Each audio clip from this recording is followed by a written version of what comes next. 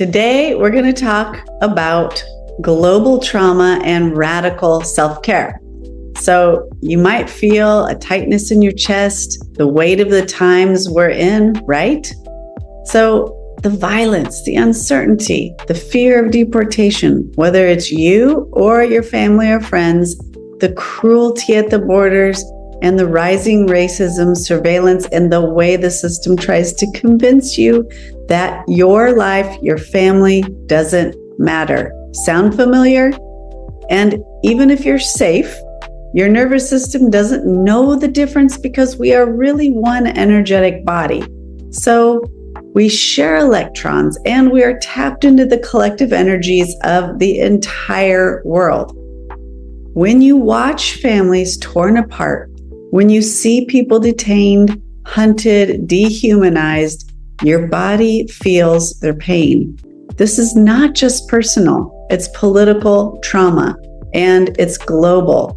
Because what's happening here on this land, stolen by force, is part of a larger pattern. From Palestine to the Congo, from Haiti to Mexico, the colonization model repeats itself. Steal the land, exploit the people, erase the culture, and displace families. When the news is nonstop, when your loved ones are in danger, when your heart feels like it's unraveling, but you're not meant to hold this alone. You're just not meant to hold it alone. So we're going to talk about some self-care tips during this very intense time in the world globally. And here is your permission to pause. Take a breath right now. Just place your hand on your heart or your belly. Feel your body. This breath is yours. And give thanks to this breath, to the element of air. So, radical self-care in times of political violence. We're going to go over a couple tips. So staying really grounded is really important. So for this grounding exercise, you can sit or lay down. Just press your feet or your back directly into the earth. Just feel the electromagnetic energy coming up out of the earth and into you, and feel that connection. Some people decided to call this earthing, but I've been doing this all my life because it was the only way I knew how to ground and survive instinctively. I just knew how to do it. So just go outside, put your feet on the ground, barefoot. We're walking around in these rubber-soled shoes, and we don't have contact with the earth. So I encourage you to just go out, even roll around in the mud if you want. So another self-care tip for global trauma: boundaries. Do a digital detox. Step away from the screen.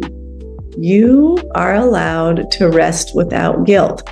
And if you have friends that might want to talk politics all the time, maybe take a little space, or just put some boundaries up and just say, hey, look, I'm willing to talk about other things, but right now politics is off the table. Another thing that is really important is connection. Having people that are in your support group that you feel you can call on and who understand you.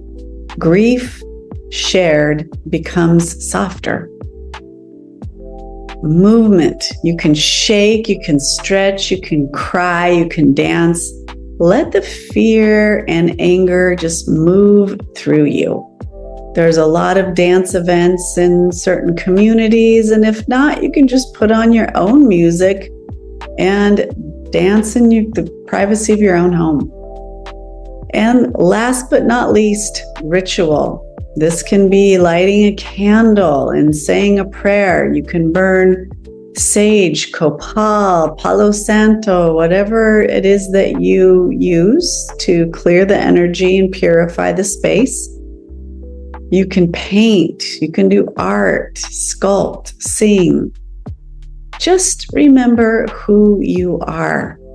Don't lose track. So you can check out the link to my art therapy video for global trauma below. And I just want you to know healing is part of the collective healing. And every time you care for yourself, you break a pattern of colonization and dictatorship that tried to teach you that you don't matter, that you're disposable, that survival is selfish. But I'm here to say that you're sacred, you belong, you're not illegal, and it's okay to be angry because we live in some times that are some very egregious actions happening right now. So we hold each other, we heal each other, and we keep rising no matter how many times they try to push us down. So today, maybe the bravest thing you can do is just breathe and rest and take some good time to do some self-care because it's so easy to forget about ourselves and deprioritize that. So we're here together and I'm here with you. I'm opening 2 more slots this month to do private one-on-one sessions, or you can be waitlisted for my upcoming art therapy group with details to be announced. Heal the people and heal the planet.